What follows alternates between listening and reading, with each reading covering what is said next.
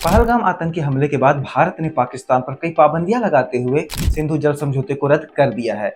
अब आखिर ये सिंधु जल समझौता है क्या, ये कब हुआ था, इसके क्या नियम कानून थे और सबसे महत्वपूर्ण बात, इस समझौते के रद्द होने से पाकिस्तान को क्या नुकसान पहुंचेगा, इन सारे सवालों के जवाब जानते हैं आज के इस वीडियो में।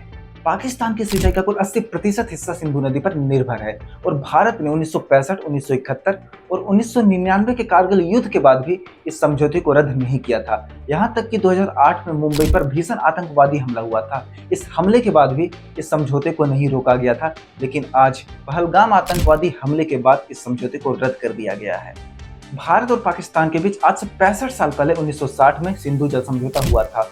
तब भारत के तत्कालीन प्रधानमंत्री पंडित जवाहरलाल नेहरू और पाकिस्तान के राष्ट्रपति फील्ड मार्शल अयूब खान ने इस समझौते पर दस्तखत किए थे और विश्व बैंक ने इसमें मध्यस्थता की भूमिका निभाई थी। सिंधु जल समझौते का उद्देश्य भारत और पाकिस्तान के बीच सिंधु सहित 5 नदियों के जल बंटवारे के विवादों को शांतिपूर्ण तरीके से निपटाना था। इस संधि के अंतर्गत सिंधु नदी के साथ साथ रावी, व्यास, सतलज, झेलम और चिनाब नदी भी शामिल हैं। इस समझौते के तहत भारत को पूर्वी क्षेत्र की नदियां रावी, व्यास और सतलज मिली, जबकि पाकिस्तान को पश्चिमी क्षेत्र की नदियां सिंधु, चिनाब और झेलम मिली। पाकिस्तान की सिंचाई का 80% हिस्सा सिंधु नदी पर निर्भर है और पाकिस्तान बिजली के लिए भी इन्हीं नदियों के जल पर निर्भर रहता है। पाकिस्तान ने इन नदियों पर कई बांध बनाए हैं जिससे वो अपनी आर्थिक और बिजली की जरूरतों को पूरा करता है। अब इस संधि के रद्द हो जाने से पाकिस्तान को आर्थिक मोर्चे पर काफी परेशानियों का सामना करना पड़ेगा। इसके साथ ही पाकिस्तान में रोजगार की समस्या भी होगी। पाकिस्तान की जीडीपी पूरी तरीके से तबाह हो जाएगी। लेकिन क्या ये सब इतना आसान है? क्या इतनी आसानी से पाकिस्तान अपने घुटनों पर आ जाएगा? इसका जवाब है नहीं।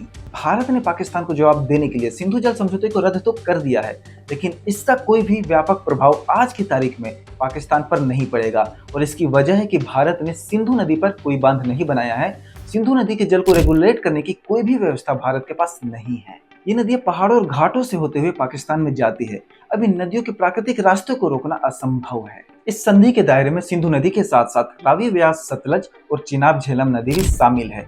अब भारत के हिस्से में जो 3 नदियां आई हैं, रावी, सतलज और व्यास, भारत इनके जल का तो पूरी तरीके से उपयोग करता है। भारत ने इन पर डैम भी बनाए हैं। हाल ही में भारत ने रावी नदी पर एक प्रोजेक्ट पूरा किया है, जिससे रावी नदी के जल को रोकने के लिए भारत की क्षमता बढ़ जाएगी। लेकिन रावी नदी तो पहले से ही भारत के अधिकार क्षेत्र में है। अब यहाँ पर पाकिस्तान के अधिकार क्षेत्र वाले 3 नदियां सिंधु, चिनाब और झेलम, यहाँ प्रोजेक्ट्स को लेकर प्रतिबंध है। सिंधु नदी जल बंटवारे में सिंधु नदी का 80% जल पर पाकिस्तान का अधिकार है, जबकि भारत का सिर्फ 20% जल पर ही अधिकार है। फिलहाल इस समझौते के रद्द होने से पाकिस्तान पर कोई ज्यादा प्रभाव नहीं पड़ेगा, क्योंकि सिंधु नदी पर भारत का कोई भी प्रोजेक्ट नहीं है और भारत इसके जल को रेगुलेट नहीं कर सकता है।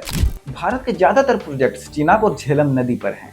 चिनाब के रतले और पाकुल-दुल प्रोजेक्ट और झेलम के किशन गंगा प्रोजेक्ट को लेकर पाकिस्तान 2015 से विवाद कर रहा है। वह न्यूट्रल आर्बिट्रेशन में भी चला गया है, लेकिन भारत ने इस विवाद का ही बॉयकॉट कर दिया है। अब इस मामले पर हमें चीन से सीखने की जरूरत है। ब्रह्मपुत्र नदी चीन से होकर भारत में आती है। अब इस नदी पर चीन दुनिया का सबसे बड़ा बांध यारलुंग जंगबो बना रहा है। इसके अतिरिक्त भी चीन ने ब्रह्मपुत्र नदी पर कई सारे बांध बनाए हैं।